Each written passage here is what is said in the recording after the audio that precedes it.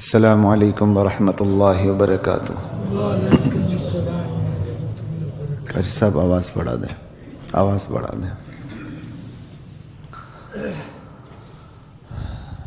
الحمد للہ المحمود بنعمتہ المعبود بقدرتہ المطاع بسلطانہ المرہوب من عذابہ وسطوتہ النافذ امرہ فی سمائہ وارضہ الذی خلق الخلق بقدرتہ ومیزہم باحکامہ فأعزهم بدینہ واکرمہم بنبیہ محمد صلی اللہ تعالی علیہ وآلہ وسلم۔ بسم اللہ والحمد للہ والصلاة والسلام علی رسول اللہ، اما بعد فأعوذ باللہ من الشیطان الرجیم۔ بسم اللہ الرحمن الرحیم۔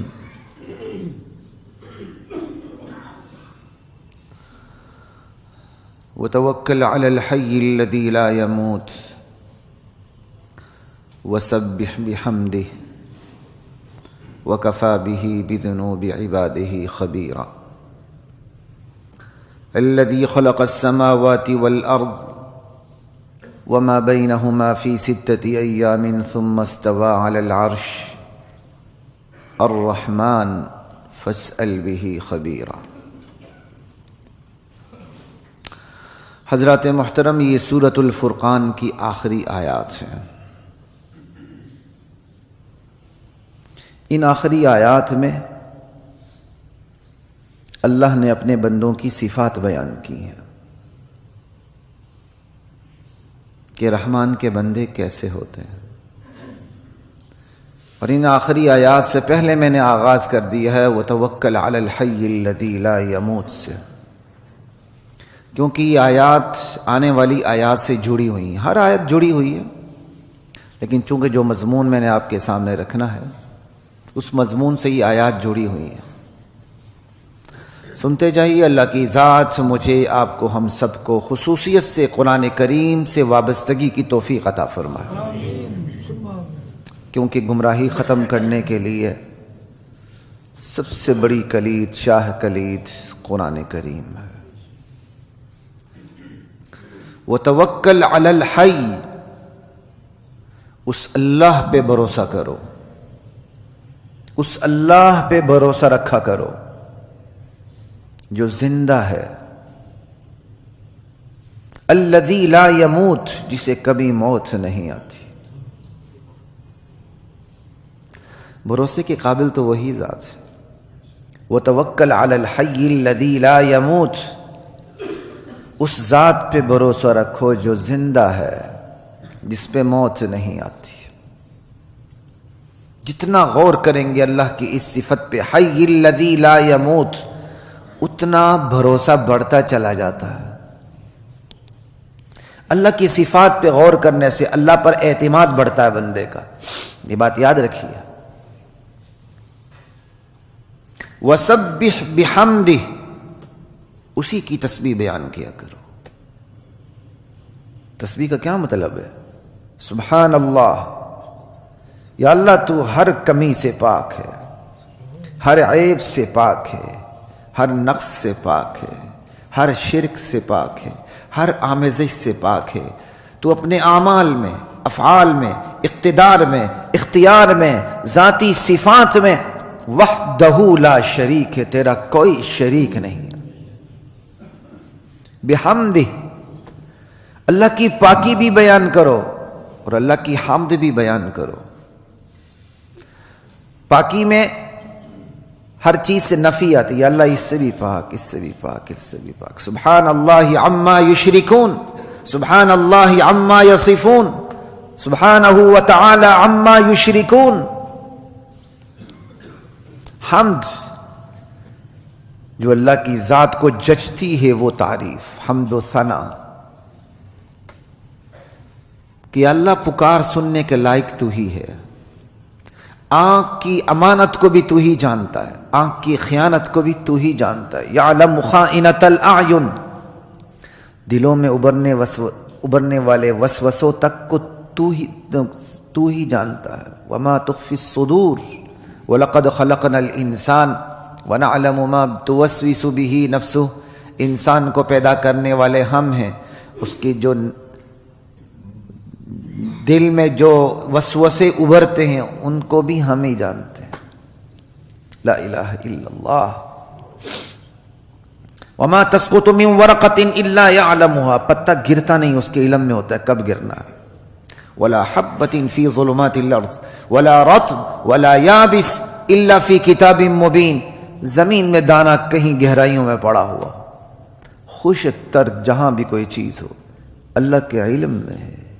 وَعِندَهُ مَفَاتِحُ الْغَيْبِ, غیب کی کنجیاں اللہ کے پاس ہیں. لَا يَعْلَمُهَا إِلَّا هُوَ, اس کی سوا ان کو کوئی بھی نہیں جانتا. یہ اللہ کی تعریفات جس میں اللہ وحدہ لا شریک ہے.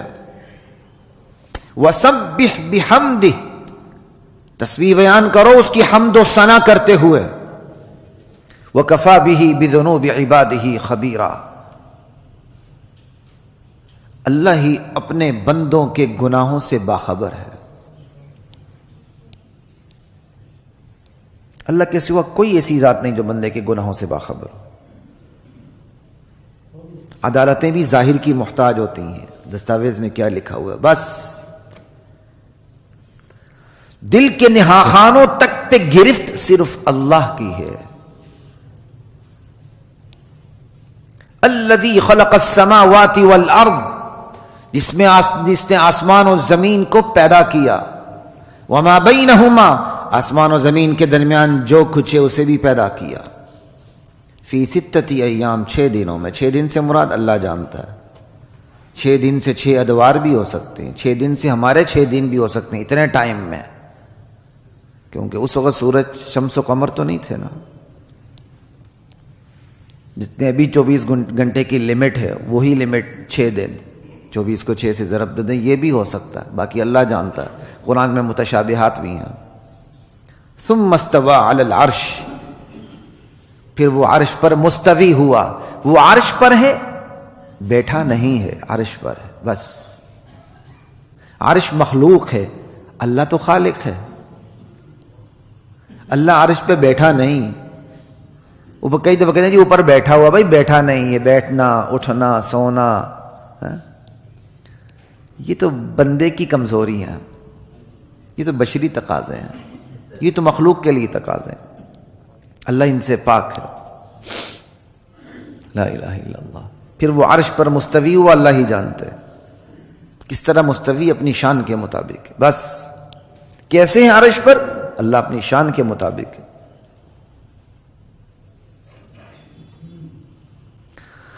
الرحمن فاسأل به خبیرا, رحمان اس کی شان ایسے شخص سے پوچھو جسے پتہ ہے. یعنی رحمان کی شان کے متعلق اہل علم سے پوچھو, جنہیں پتہ ہو کہ رحمان کی شان کیسی ہے. الرحمن فاسأل به خبیرا. وَإِذَا قِيلَ لَهُمُ اسْجُدُوا لِلرَّحْمَنِ, جب لوگوں سے کہا جاتا ہے, ان کفار مکہ سے, مشرکین مکہ سے, رحمان کو سجدہ کرو, تو انتہائی ڈٹائی سے کہتے ہیں قالوا وما الرحمن, کون ہے رحمان؟ حالانکہ وہ اللہ کو سجدہ کرتے تھے, حج بھی کرتے تھے, سب کچھ کرتے تھے, لیکن اللہ کے نبی کی آواز تو یہی تھی نا, جب سجدہ اللہ کو کرنا ہے تو پھر کسی اور کو نہیں کرنا. عبادات کا مستحق اللہ ہے بس, تمہارے معبود نہیں ہیں. وہ تمہیں کچھ بھی نہیں دے سکتے, نہ نقصان دے سکتے ہیں, نہ فائدہ دے سکتے ہیں, نہ تم سے کوئی بیماری کو دور کر سکتے ہیں, نہ تمہیں کوئی اولاد دے سکتے ہیں. یہی باتیں انہیں چبھتی تھی. اسی چبن کا جواب دیتے ہوئے کہتے ہیں قالوا وما الرحمن, رحمان کون ہے؟ انسجد لما تأمرون,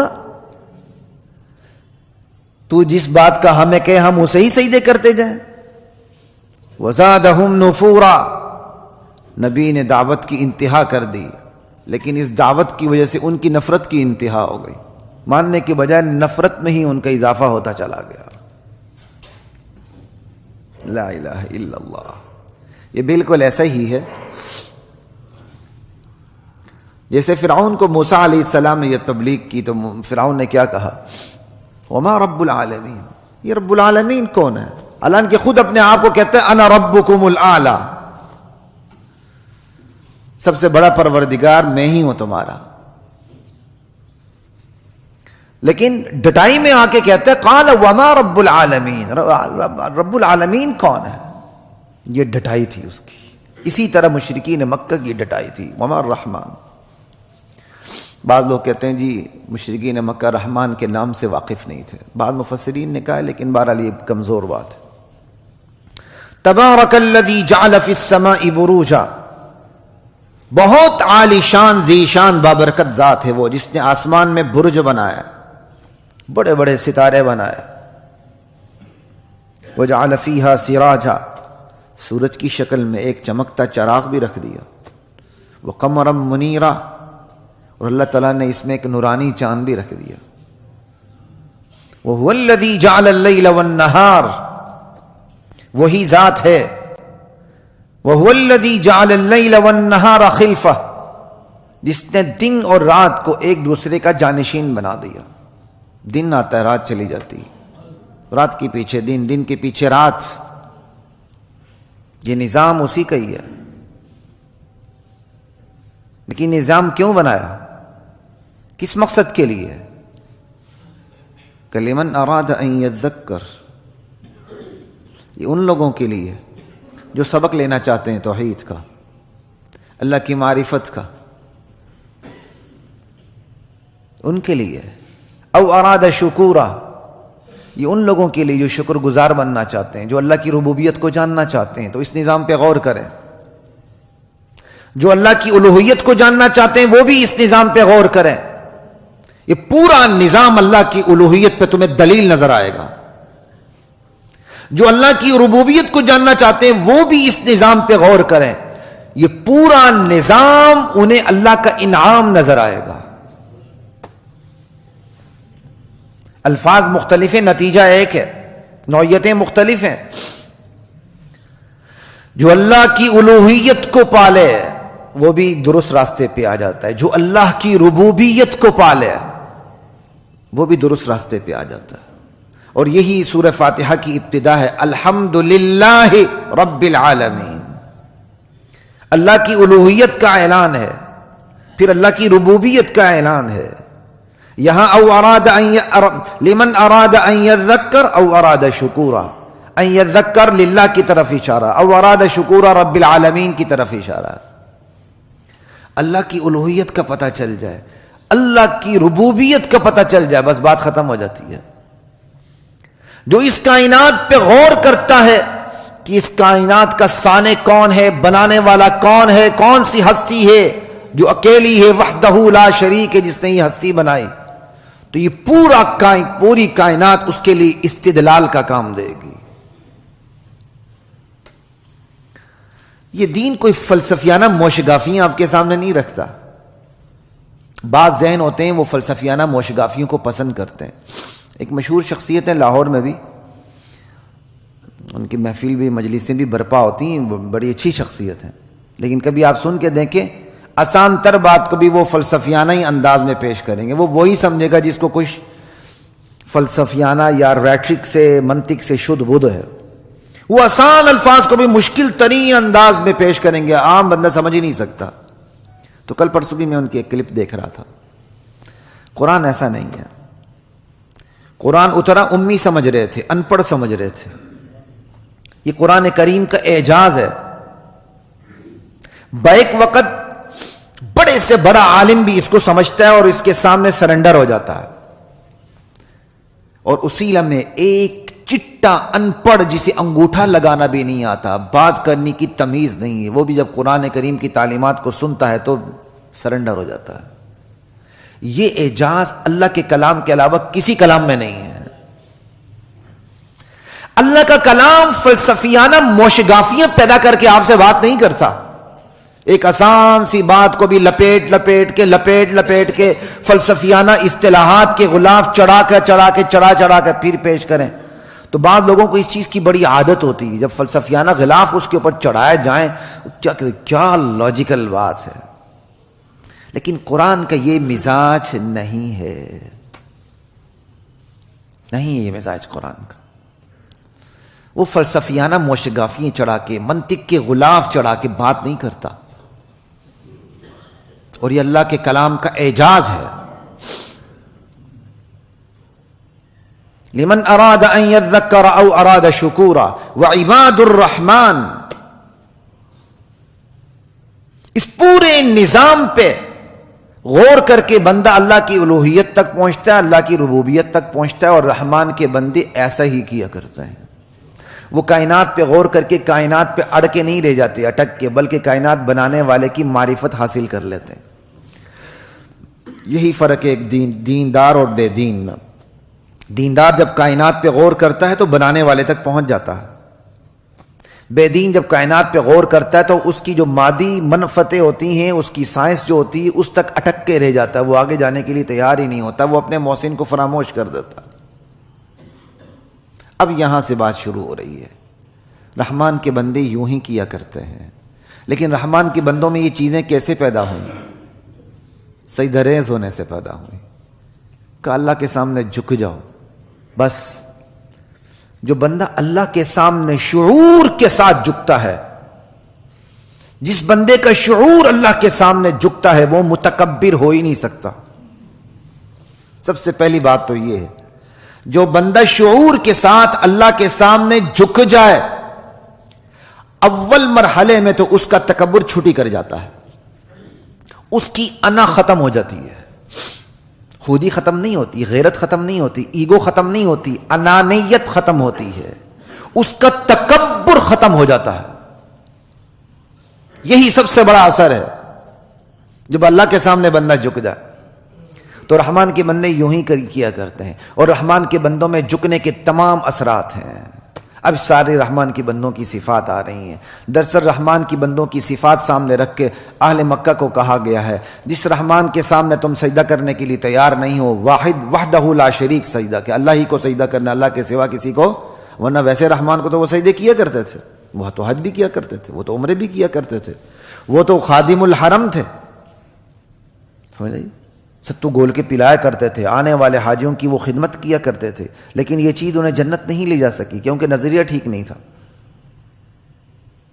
لا الہ الا اللہ. لیکن جو اللہ کے نبی کی دعوت پر لبیک کرتے ہوئے صرف ایک اللہ کے سامنے سجدہ ریز ہو گئے، اب ان کے اندر صفات کیا آئیں؟ یہ لو. اور جو دعوت کو جنہوں نے ٹھکرایا، ان کی صفات کیا ہیں وہ بیان نہیں کی. تو سجدہ ریز ہونے سے سیرت و اخلاق کے دو نمونے سامنے آتے ہیں، ایک جو سجدہ ریز ہوئے ان کے، اور ایک جو سجدہ ریز نہیں ہوئے ان کے. جو نہیں ہوئے ان کی بات ہی نہیں کی، جو ہوئے ان کا نمونہ سامنے رکھ دیا. یہ دیکھو رحمان کے بندے یہ ہوتے ہیں. کہ خود ہی فیصلہ کر لو تم کہاں کھڑے ہو. آج بھی آپ دیکھیں نا کیسے آوارہ لوگ ہوتے ہیں، کیسے گمراہ عقیدے کے لوگ ہوتے ہیں، لیکن جب انہیں اسلام کی نعمت میسر آ جاتی ہے، اخلاق کی، کردار کی نعمت میسر آتی ہے، اپنی پوری زندگی کو خیر بات کہہ کے وہ ایک درست سمت میں آ جاتے ہیں، پھر لوگ ان کی مثالیں دینے لگتے ہیں. دیکھو یہ ہوئے تبدیلی. تبدیلی اس کا نام ہے. تبدیلی ناچنے تھرکنے کا نام نہیں. وَعِبَادُ الرَّحْمَنِ الَّذِينَ يَمْشُونَ عَلَى الْأَرْضِ هَوْنًا. رحمان کے بندے کون ہیں؟ کہا ان کا اولین تعارف یہ ہے کہ وہ زمین پر نرم چال چلتے ہیں. کیوں؟ جب اللہ کے سامنے سجدہ ریز ہو گئے تکبر مٹ گیا. جس کا شعور اللہ کو سجدہ کرے نا، وہ 80 سال کے بابے کو سر پر ہاتھ پھیرنے سے جیل نہیں بھیج سکتا. بات سمجھ رہے ہیں نا؟ جس کا شعور اللہ کے سامنے جھک جائے، تکبر نہیں آ سکتا اس کے اندر. اس لیے رحمان کی جو بندوں کی بڑی بڑی صفات ہیں وہ بعد میں ذکر ہو رہی ہیں. جو بغیر تعارف کی جو صفت پہچان لی جاتی وہ پہلے ذکر ہو رہی ہے. کہ رحمان کے بندوں میں رحمان کے سامنے جھکنے سے جو صفات آئی ہیں ان میں سے ایک قابل ذکر صفات میں سے ایک اہم ترین صفت کیا ہے؟ وہ زمین پہ نرم چال چلنا ہے، یعنی فطری چال، جس میں کمزوری بھی نہیں ہوتی، مریضانہ چال بھی نہیں ہوتی، ضعیفانہ چال بھی نہیں ہوتی، ریاکارانہ چال بھی نہیں ہوتی، متکبرانہ چال بھی نہیں ہوتی، غنڈوں والی چال بھی نہیں ہوتی، کنٹوٹوں والی چال بھی نہیں ہوتی، فطرت کے مطابق بھلے مانس آدمی کی چال ہوتی ہے۔ الذین یمشون علی الارض ہونا، جو زمین پہ نرم چال چلتے ہیں۔ سوال یہ ہے، اس سے بھی بڑی صفات آگے آ رہی ہیں، اللہ کے ساتھ شریک نہیں کرتے، قتل نہیں کرتے، زنا نہیں کرتے، ان کا ذکر بعد میں، اس کا ذکر پہلے کیوں؟ وجہ یہ ہے، چال سیرت و کردار کا پتہ دیتی ہے، بندے کی چال اس کے کردار کا پتہ دیتی ہے۔ ایک کنٹوٹے کی چال اپنی ایک ہوتی ہے، گاؤں کی چودھری کی اپنی ایک چال ہوتی ہے، چلتا جاتا ہے اس کی دھوتی پیچھے صفائی کرتی آتی ہے، گولی کا کنٹوٹا جیسے ایسے ایسے کر کے اس کی اپنی ایک چال ہوتی ہے، سمجھ آئی بات کی؟ اور بولنے کا بھی اپنا ایک ڈھنگ ہوتا ہے جس سے پتہ چلتا ہے بندے کو، یار یہ اس کی ٹون کیا ہے، یہ کیا چیز ہے، یہ کون سا مسخرہ ہے، یا کتنا نیک آدمی ہے۔ بول چال بتا دیتی، اس لیے بول چال کا ہی ذکر ہے سب سے پہلے۔ ایک غنڈے کی چال، ایک مریل چال، ریاکارانہ چال۔ بعض آدمی حد سے زیادہ ہی عاجزی میں چلے جاتے ہیں، یا وہ بیچارے جاہل ہوتے ہیں انہیں پتہ نہیں ہوتا، یا وہ انتہائی ریاکار ہوتے ہیں کہ حد سے زیادہ اپنے اوپر اس طرح عاجزی سوار کر لینا، بندہ کہے یار اس سے بڑا بزرگ تو میں نے زندگی میں دیکھا ہی نہیں ہے۔ ارے بعض لوگ تو داڑھی سفید کر دیتے ہیں کہ جلدی بزرگ نظر آئے، میں کیا بتاؤں، ہم تو ڈرتے ہیں ہماری داڑھی سفید نہ ہو، اگلے اب داڑیاں سفید کر دیتے ہیں وقت سے پہلے ہی، جو 70 سال میں ملنا ہے وہ بھی مل جائے۔ حد سے زیادہ عاجزی اختیار کرنا، یہ بھی عاجز اپنی جگہ ٹھیک ہے، لیکن کسی بھی چیز میں تجاوز نہیں کرنا۔ میرے کلاس فیلو تھے، وہ چلتے چلتے جا کے کھمبے سے ٹکرا جاتے تھے، اوپر دیکھتے ہی نہیں تھے، اور واقعی میرے سامنے ٹکرائے ہیں۔ یہ جہالت ہوتی ہے، یا جہالت ہوتی ہے یا ریاکاری ہوتی ہے۔ فطری چال رکھنی ہے، اور اس کی فطری چال حضور کے ارشاد سے پتہ چلتا ہے، آپ کے عمل سے پتہ چلتا ہے، حضرت عمر کے ارشاد سے بھی پتہ چلتا۔ نبی علیہ السلام کی چال کے متعلق حدیث میں ہے، آپ ایسا مضبوط قدم رکھتے تھے جیسے آپ اترائی کی طرف جا رہے ہوں، تو اترائی کی طرف جاتے ہوئے بندہ مضبوط قدم رکھتا ہے، اس میں تکبر بھی نہیں ہوتا، لیکن وہ چال بھی مضبوط ہوتی ہے، تکبر سے خالی بھی ہوتی، مضبوط بھی ہوتی ہے۔ صحابہ نے کیسے طریقے سے اللہ کے نبی کی اداؤں کو محفوظ کیا ہے کہ نبی علیہ السلام ایسی چال چلتے تھے جیسے اترائی کی طرف جا رہے ہوں، تو اترائی کی طرف جاتے ہوئے بندہ کیا ہوتا ہے؟ مضبوطی سے قدم رکھتا ہے۔ وہاں کسی بندے میں تکبر بھی ہو تو تکبر نہیں آتا، بلکہ اس کی نظر اپنی چال پہ ہوتی ہے، وہ ادھر ادھر نہیں دیکھتا، تماشے نہیں دیکھتا۔ تو کیا صحابہ کا بھی کی وزڈم تھی، اللہ کے نبی کی اداؤں کو وہ کس طرح محفوظ کرتے تھے۔ کہا نبی علیہ السلام ایسی چال چلتے تھے جیسے، ایسا مضبوط قدم رکھتے تھے جیسے اونچائی سے اترائی کی طرف جا رہے ہوں۔ ایک اور دوسری حضرت عمر کے عمل سے پتہ چل جاتی ہے بات۔ حضرت عمر ایک دفعہ غالباً گشت کر رہے تھے یا کہیں جا رہے ہوں گے، ایک نوجوان کو مریل چال چلتے دیکھا، بلایا، کیا بات ہے، بیمار ہو؟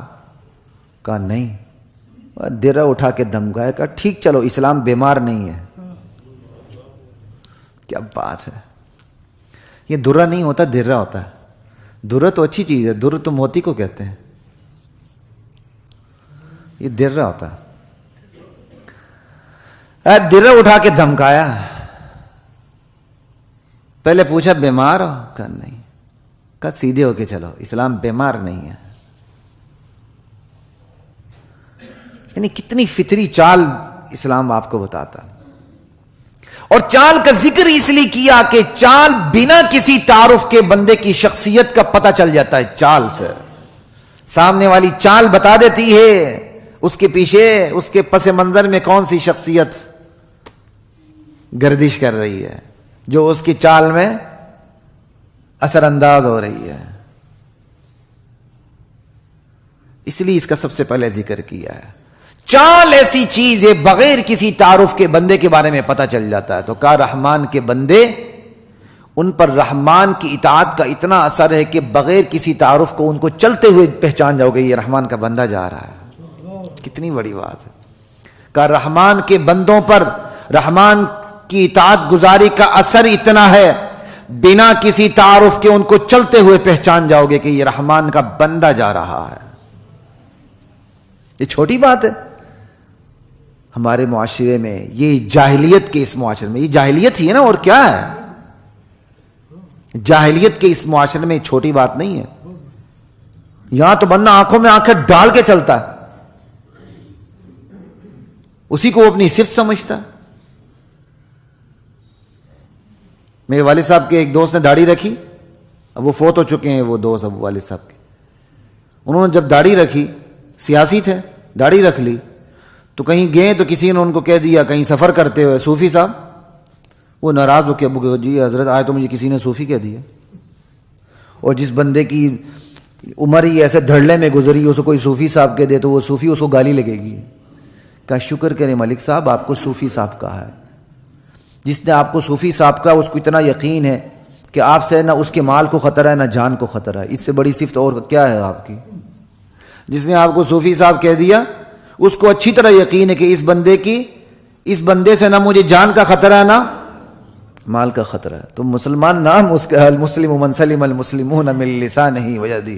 مسلمان تو وہ ہے جس کے ہاتھ اور زبان سے دوسرا مسلمان محفوظ رہے. آج ہمیں کوئی صوفی کہہ دے ہمیں گالی لگتی ہے، کوئی غنڈہ بدمعاش کہہ دے غصے تو ہوں گے لیکن اندر اندر خوش ہوں گے، پتہ نہیں میرے اندر کیا چیز آ گئی اگلا مجھے غنڈہ بدمعاش کہہ رہا ہے. یہ سائیکی ہماری. لا الہ الا اللہ. آگے چلتے ہیں، سارا وقت اس پہ گزر گیا لیکن میں اس پورے رکوع پہ ہلکی ہلکی بات کر کے ختم کروں گا. پھر کبھی اللہ نے زندگی نے موقع دیا تو پھر ان میں سے ایک ایک صفت کو پکڑ کے طویل گفتگو کریں گے، لیکن آج طویل گفتگو کو موقع نہیں ہے. جس صفت پہ طویل گفتگو کرنی تھی وہ میں نے کر دی. آگے چلتے ہیں. والذین وعباد الرحمن الذین یمشون علی الارض ہونا واذا خاطبهم الجاہلون قالوا سلاما. رحمان کے بندے وہ ہیں جب جہالت پر اتر آئے ہوئے لوگ ان سے مخاطب ہوتے ہیں وہ سلام کر کے الجھتے نہیں، سائڈ پہ ہو جاتے ہیں.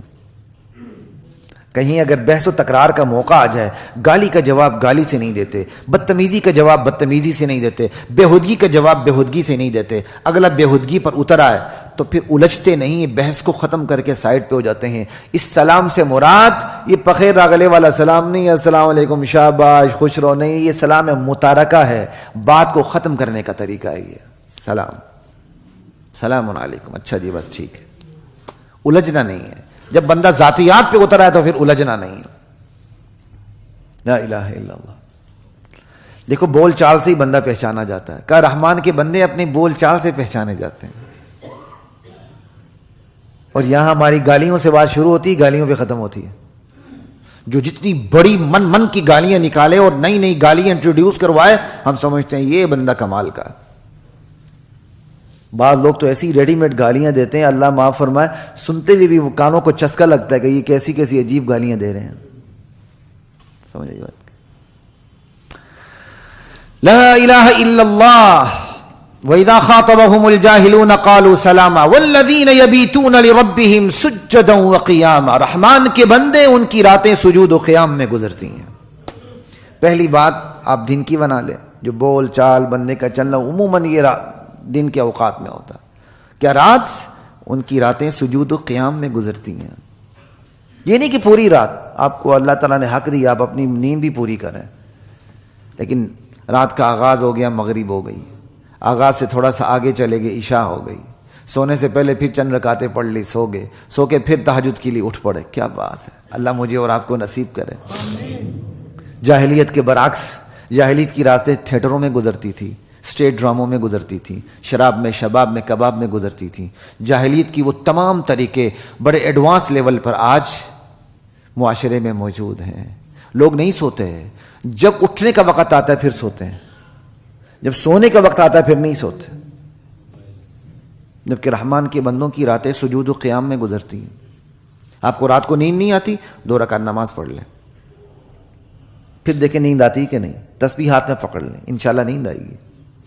نیند کے لیے تسبیح ہاتھ میں نہ پکڑیں، اللہ کا ذکر کرنے کے لیے تسبیح ہاتھ میں پکڑیں.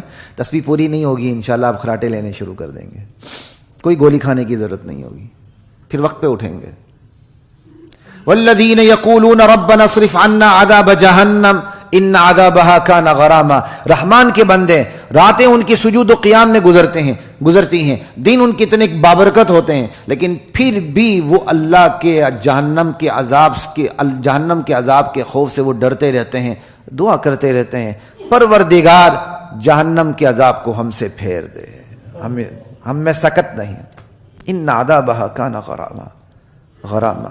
جہنم کا عذاب تو بہت بڑا وبال ہے، بہت بڑی مصیبت ہے، بہت بھاری مصیبت ہے.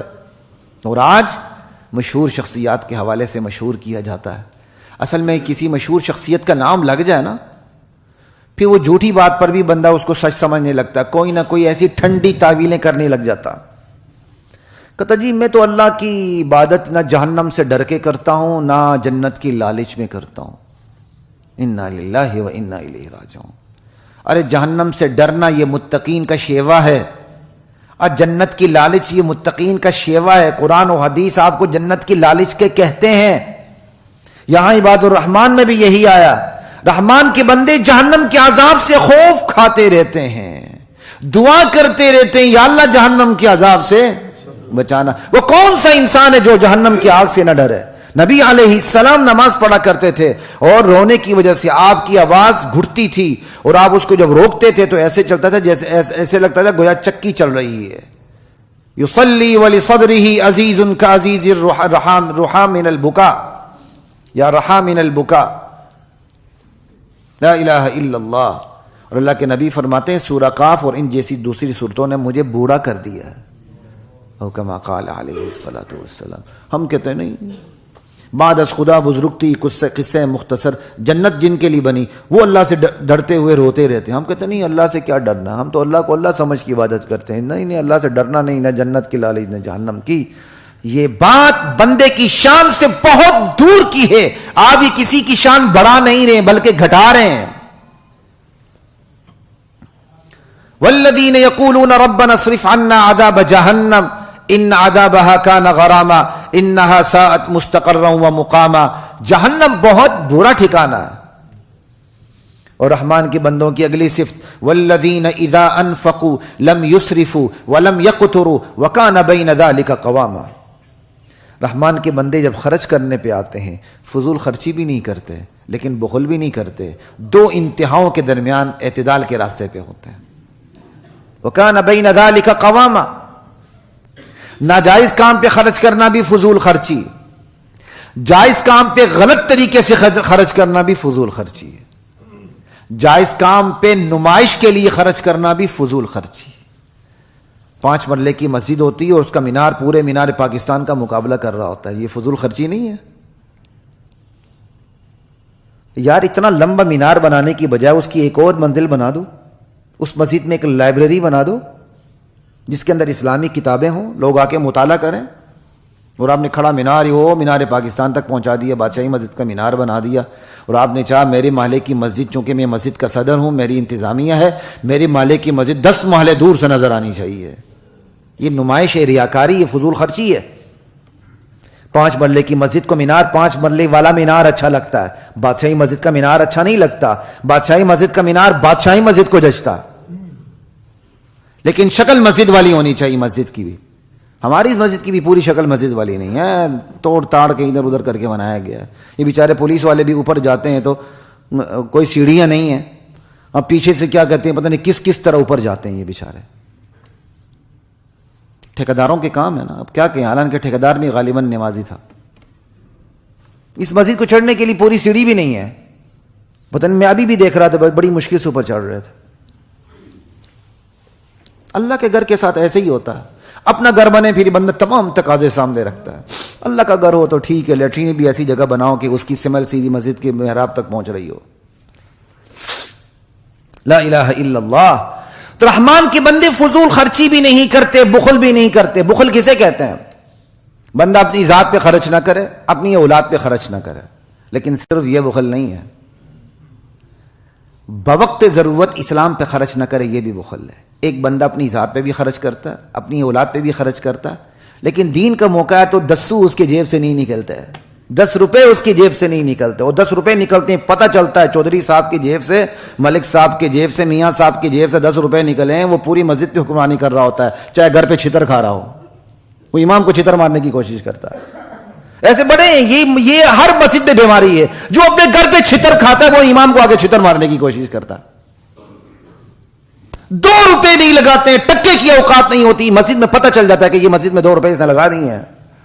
بندہ شیطان پہلے پیسہ لگانے نہیں دیتا، اور جب بندہ پیسہ لگایا تو پھر پیسہ تباہ اس طرح ہوتا ہے، بندہ ان پیسوں میں اپنی مرضی کرنے لگتا ہے. اور میں نے 2 روپے لگائے، یہ میری مرضی سے خرچ ہو، میں جہاں کہوں، جہاں اینٹ ہو وہیں لگے، جہاں کو وہ تکبر. ٹھیک ہے، اگر آپ کی نیت ہے اس لیے خرچ کرنا، ضرور اس پہ خرچ کرے، اس میں کوئی بات نہیں ہے. لیکن 2 روپے خرچ کر کے جتا دینا اور ساری حکمرانی کی صفات اپنے اندر پیدا کر لینا، چونکہ پہلے پیسے میرے ہیں لہذا ویٹو پاور میرے پاس ہے، یہ کوئی طریقہ نہیں ہے. یہ فرعونوں کا طریقہ ہے. عموماً مسجد کے اندر پتہ چل جاتا ہے صدر صاحب کون ہے، جنرل سیکرٹری کون ہے.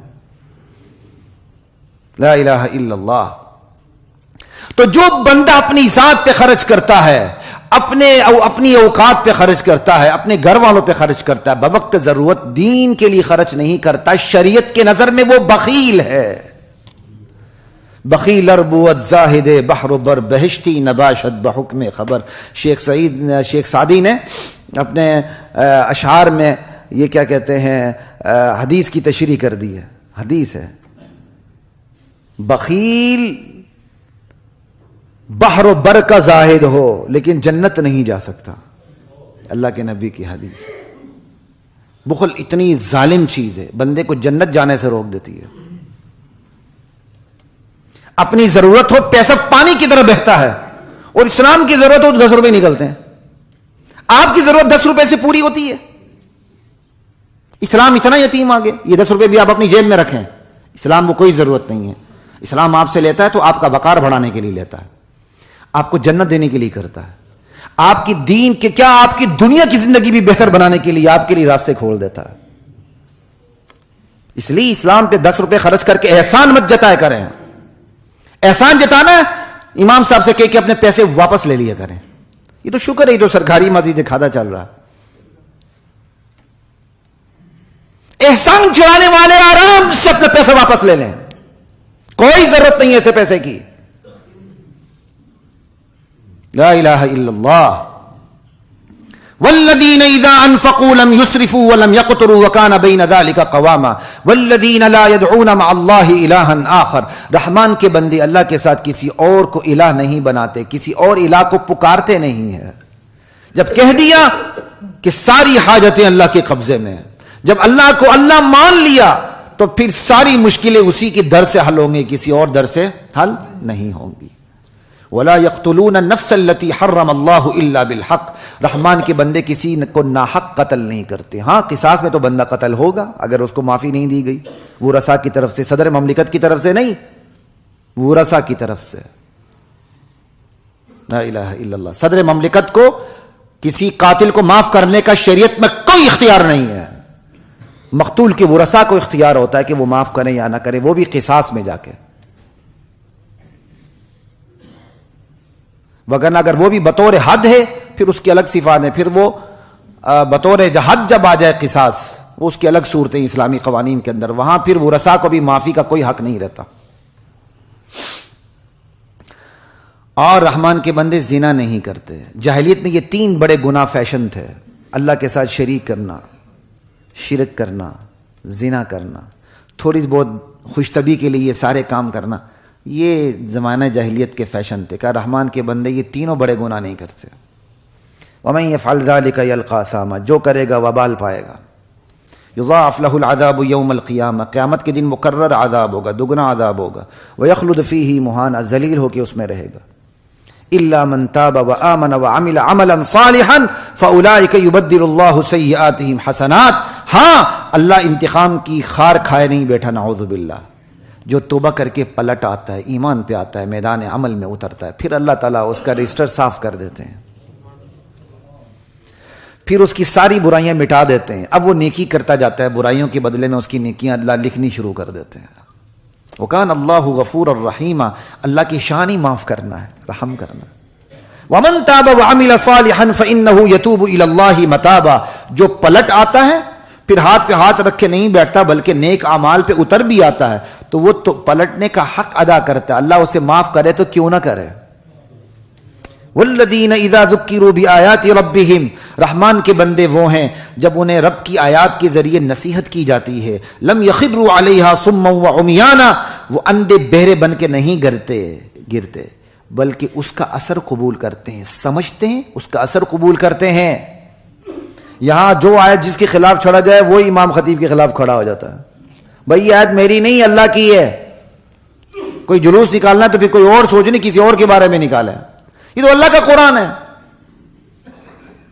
والذین یقولون ربنا هب لنا من ازواجنا وذریاتنا قرۃ اعین. رحمان کے بندے کیا ہیں جو صرف اپنی فکر نہیں کرتے بلکہ اپنی بیویوں کے بارے میں، اپنی اولاد کے بارے میں اللہ کے حضور دعا کرتے رہتے ہیں. یا اللہ ہماری بیویوں کو، ہماری اولاد کو ہماری آنکھوں کی ٹھنڈک بنا دے. کیا مطلب ہے آنکھوں کی ٹھنڈک؟ سب سے پہلے دینی اعتبار سے. ان آیات کا پس منظر یہی ہے. مکے کا دور ہے، کوئی مسلمان ایسا نہیں تھا جس کا کوئی نہ کوئی رشتہ دار کافر نہ ہو. باپ مسلمان بیٹا کافر، بیٹا مسلمان باپ کافر، میاں مسلمان بیوی کافر، بیوی مسلمان میاں کافر. ٹھیک ہے. اب جو مسلمان ہو چکے تھے وہ کرتے رہتے تھے، خدا نخواستہ میرے باپ کی، میری ماں کی، میری میاں کی، میری بیوی کی، میری اولاد کی، میری بیٹی کی، میرے بیٹے کی، میرے رشتہ داروں کی. اگر اسلام کے علاوہ کسی اور دین پہ موت آئی ان کا کیا بنے گا؟ کرتے رہتے تھے اور دعا کرتے رہتے تھے. اللہ نے اس کی تصویر کھینچ دی ان آیات میں. رحمان کے بندے صرف اپنی فکر نہیں کرتے، اپنے گرد و پیش کی بھی فکر کرتے ہیں، اپنے رشتہ داروں کی فکر کرتے ہیں. یا اللہ ان کو ہماری آنکھوں کی ٹھنڈک بنا دے، ان کو اسلام کی نعمت سے نواز دے. آج ہماری آنکھوں کی ٹھنڈک کون سا بیٹا ہوتا ہے جو بڑی محنت کرتا ہے، بڑی بڑی پوزیشنیں لاتا ہے لیکن اس کو استنجا کرنے کا بھی پتہ نہیں ہوتا. ہماری طرح کھڑے کھڑے پیشاب کر کے پینٹ کی زپ بند کر دیتا ہے. یار کیا میرا لائق بیٹا ہے. اللہ مزید لائق بنائے. لیکن حضرات محترم اگر وہ نماز نہیں پڑھتا وہ تو اپنے لیے جہنم کھٹی کر رہا ہے، وہ تو جہنم کا ایندھن بن رہا ہے. اس کی فکر کبھی کی ہم نے؟ بڑے خوش قسمت ہیں وہ والدین جو اپنی اولاد کی دنیا سے بھی پہلے دین کی فکر کرتے ہیں. دین آ جائے، اللہ دین کی برکت سے دنیا اتنی دیتے ہیں بندے سے پھر سنبھالی نہیں جاتی. وَجَعَلْنَا لِلْمُتَّقِينَ إِمَامًا. رحمان کے بندے یوں بھی دعا کرتے ہیں، یا اللہ ہمیں تقوی والوں کا پیشوا بنا دے. کتنی بڑی بات ہے. صرف پرہیزگار نہیں، جو پرہیزگار ہیں ان کا بھی ہمیں امام بنا دیں کہ لوگ آ کے ہم سے مسئلے پوچھا کریں، ہم سے ہدایت لیا کریں. کتنی بڑی بات ہے. اور آج ہم کہتے نہیں بیٹا ساری محنت ادھر ہی کر. ہاں چل کبھی کبھار نماز پڑھ لے لیکن شرط یہ تیرے امتحانوں کو کچھ نہیں ہونا چاہیے. روزہ رکھ لے، شرط ہے تیرے امتحان خراب نہیں ہونے چاہیے. انا للہ و انا الیہ راجعون. یہ تھی رحمان کے بندوں کی صفات. حضرات محترم ان آیات میں دراصل تقابل کیا گیا لیکن تقابل کرتے ہوئے صرف اہل ایمان کی صفات کو سامنے رکھا گیا. کہ باقی کا جاہلیت کی صفات تمہارے سامنے وہ کیسے لوگ ہیں، ان سے خود ہی پتہ چل جاتا ہے وہ کیسے ہیں. کہ اولئک یجزون الغرفۃ بما صبروا. یہی وہ لوگ ہیں کہ چونکہ انہوں نے دنیا کے اندر صبر کرتے ہوئے، ثابت قدمی دکھاتے ہوئے زندگی گزاری. صبر کا بڑا وسیع مفہوم ہے. صبر علی المصیبہ ہم صرف اسی کو جانتے ہیں اردو دان، مصیبت پہ صبر کرنا نہیں بھائی. صبر علی الطاعہ بھی ہے، اللہ کی اطاعت پر ثابت قدمی دکھانا. صبر عن المعصیہ بھی ہے، گناہوں سے بچ کر زندگی گزارنا، یہ بھی صبر ہے. یہ تینوں چیزیں صبر میں آتی ہیں. کہ یہ وہ لوگ ہیں جو دنیا میں صبر کرتے رہے، ان کو جنت میں شاندار اللہ محل دیں گے. وَيُلَقَّوْنَ فِيهَا تَحِيَّةً وَسَلَامًا. اور ہر طرف سے آداب اور تحیات کی ان کو آوازیں آئیں گی، سب طرف سلام ہی سلام، السلام علیکم۔ فرشتے آئیں گے، وہ کہیں گے سلام علیکم۔ کتنا بڑا پروٹوکول ہوگا کہ فرشتے بندوں کو سلام کریں گے، اور سب سے بڑا پروٹوکول کیا ہوگا؟ اللہ تعالیٰ جنتیوں کو السلام علیکم کہیں گے۔ یہ قرآن کریم کے اندر سورہ یاسین کے اندر ہے۔ کیا ہے وہ آیت؟ ابھی جب ٹائم کم ہوتا ہے تو مجھ پر پریشر پڑ جاتا ہے، بھول جاتا ہوں۔ سلام قولا من رب الرحیم، رب رحیم کی طرف سے سلام آئے گا۔ اللہ مجھے اور آپ کو یہ سلام نصیب کرے۔ وَيُلَقَّوْنَ فِيهَا تَحِيَّةً وَسَلَامًا خَالِدِينَ فِيهَا، ہمیش کے لیے اس میں رہیں گے۔ حسنت مستقرا ومقاما، کیا ہی بہترین رہنے کی جگہ ہے۔ قُلْ مَا يَعْبَأُ بِكُمْ رَبِّي لَوْلَا دُعَاؤُكُمْ، میرے نبی آپ کہہ دیں ان کو، اگر تم ایک اللہ کو نہیں پکارتے تو اللہ کو تمہاری کوئی پرواہ نہیں، اللہ کی کوئی حاجت تم سے اٹکی ہوئی نہیں ہے کہ اللہ کی بادشاہت میں کوئی کمی آ جائے۔ اس حوالے سے تو لمبی حدیث بھی، لیکن وقت نہیں۔ فقد کذبتم، چونکہ تم دین کو جھٹلا چکے ہو، یہ مشرکین مکہ سے خطاب ہو رہا ہے، تو اب اس جھٹلائے پر تم رہے تو پھر فسوف یکون لزاما، تو اس کا وبال بھی تم سے چمٹ جائے گا۔ اللہ کی ذات مجھے اور آپ کو رحمان کے بندوں کی صفات اپنانے کی توفیق عطا فرمائے۔ وآخر دعوانا الحمدللہ۔